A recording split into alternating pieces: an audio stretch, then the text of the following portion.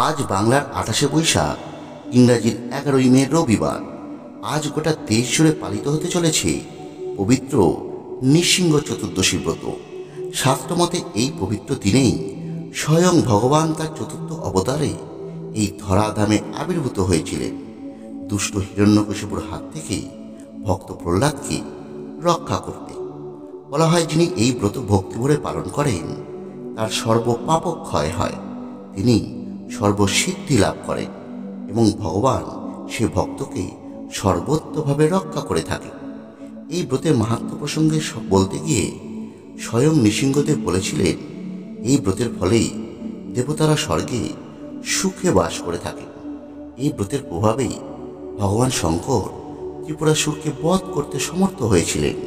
তিনি আরও বলেন, এই ব্রতের মহাপুণ্যের ফলেই দেবতারা, ঋষিরা, প্রাচীন মহর্ষিরা এবং রাজারা সকলেই নিজ নিজ অভিলষিত কর্মে সিদ্ধি লাভ করেছিলেন এবং এই ব্রতের প্রভাবেই ভক্ত প্রহ্লাদ সহ সেই হীনমতি বেশ্যা নারীও তার প্রিয় ভক্ত হয়ে উঠেছিলেন। এই ব্রত এমনই মাহাত্ম্যপূর্ণ। আপনি যদি এই ব্রত পালন আজ করে থাকেন তাহলে অতি উত্তম।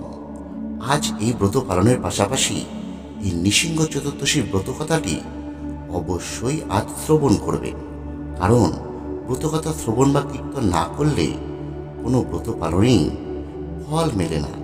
তবে আজ যারা এই ব্রত পালন করতে পারছেন না, তারা আজ সম্ভব হলে গোধূলি লগ্নে একটি ঘিয়ের প্রদীপ ভগবানের উদ্দেশ্যে অবশ্যই প্রজ্বলিত করবেন, কারণ এই গোধূলি লগ্নেই নৃসিংহদেব আবির্ভূত হয়েছিলেন এবং তার সঙ্গে সঙ্গে আজ সারাটি দিনের মধ্যে যে কোনো সময় এই নৃসিংহ চতুর্দশীর ব্রত কথাটি একটি বার হলেও ভক্তি করে শ্রবণ করবেন, তাহলেই ব্রত পালনের পূর্ণাঙ্গ ফল আপনারাও লাভ করতে পারবেন।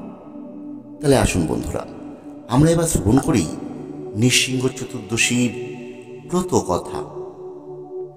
কোনো এক সময়ে প্রভু নৃসিংহদেব তার প্রিয় ভক্ত প্রহ্লাদকে বললেন, হে ভক্ত প্রবর প্রহ্লাদ, বৈশাখ মাসের শুক্লপক্ষের চতুর্দশী তিথিতে নৃসিংহ চতুর্দশী ব্রত করলে আমি অত্যন্ত প্রসন্ন হই।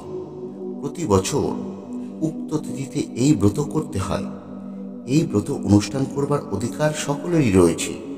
যারা আমার পরম ভক্ত তারাই এই ব্রত গভীর নিষ্ঠা এবং ভক্তির সঙ্গে পালন করবে।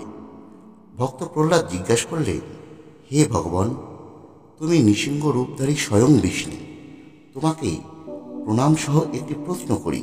তোমার প্রতি আমার এই অচলা ভক্তি জন্মালো কি করে? কেনই বা আমি তোমার একান্ত স্নেহের পাত্র হলাম? নৃসিংহদেব উত্তর করলেন, পূর্বকালে অবন্তিপুরে বসু শর্মা নামে এক শাস্ত্রজ্ঞ ব্রাহ্মণ বাস করতেন। সে ব্রাহ্মণ প্রত্যহ যথাবিধিতে হোমাদি ক্রিয়া সম্পন্ন করতেন। তিনি অগ্নিষ্ঠম যজ্ঞ সহ আরও নানাবিধ যজ্ঞ করে সবসময় দেবতাদের তুষ্ট রাখতেন। বসু শর্মা ভুলেও কখনো কোনো কুকর্ম করেননি। তার পত্নীর নাম ছিল সুশীলা। তিনি পতিব্রতা, সদাচার পরায়ণা এবং তিনি ছিলেন অতিভক্তিমতী। তার পর্যায়ক্রমে 5টি ছেলে হয়। তার মধ্যে 4টি ছেলে ছিল বিদ্বান, সুশীল এবং পিতৃমাতৃভক্ত। তুমি তাদেরই ছোট ছেলে ছিলে। তুমি তোমার বড় ভাইদের মতো ছিলে না।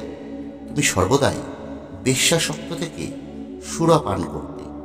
তুমি কিছুমাত্র শাস্ত্র পাঠ করনি। সবসময় পাপ কাজে নিজেকে ব্যাপৃত রাখতে। একদিন তোমার অনুরাগিনী এক বেশ্যার সঙ্গে তোমার বিবাদ হয়। সেই কারণে সেদিন তুমি আর আহার করনি এবং পেট খালি থাকায় মন ক্ষিপ্তিত থাকার ফলে তুমি রাতেও ঘুমাওনি। ভাগ্যবশে সেদিন ছিল নৃসিংহ চতুর্দশী ব্রতের দিন। তোমার সঙ্গে ঝগড়া করে তোমার প্রিয়া সেই বেশ্যাও সেদিন উপোস করে রাত্রিতে জেগেছিল। সেই সময় তোমার আর তোমার সেই বেশ্যার দুজনেরই দেহ শক্তি হওয়ার ফলে তোমাদের এই ফলপ্রাপ্তি ঘটেছে। এই ব্রতের ফলেই দেবতারা স্বর্গে সুখে বাস করেন। এই ব্রতের প্রভাবেই ভগবান শঙ্কর দুর্ধর্ষ ত্রিপুরাসুরকে বধ করতে সমর্থ হয়েছিলেন।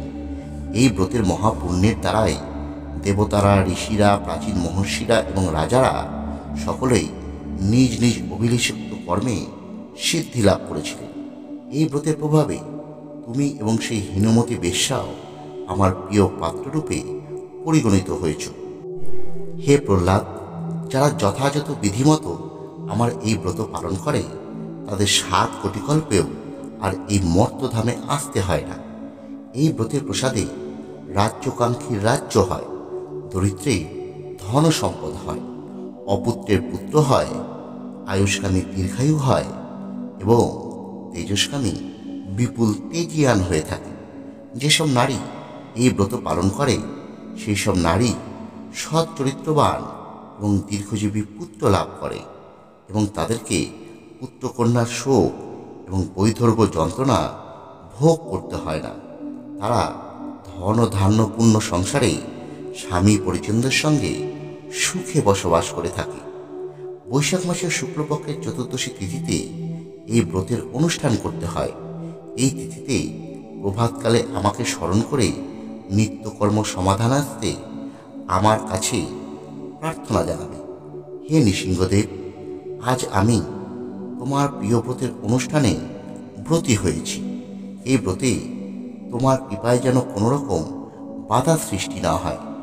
ওই দিন আমার ব্রতের অনুষ্ঠানকারীরা পাপী ব্যক্তির সঙ্গে বাক্যালাপ করবে না। মিথ্যাচার বা মিথ্যা কথা, দ্রুতক্রীড়া, সম্ভোগ প্রভৃতি ত্যাগ করে নির্লিপ্ত চিত্তে দিবাভাগ যাপন করবে। পরে সন্ধ্যাকালে স্নানান্তে শুদ্ধ বস্ত্র পরিধান করে গৃহে এসে ভক্তি সহকারে আমাকে পুনরায় স্মরণ করে অষ্টদল পদ্ম এঁকে তার উপর একটা আমার ঘট পবিত্র জলে পূর্ণ করে বসাবে। ঘটের মুখে একটা আতপ চালপূর্ণ পাত্র অবশ্যই রাখবে।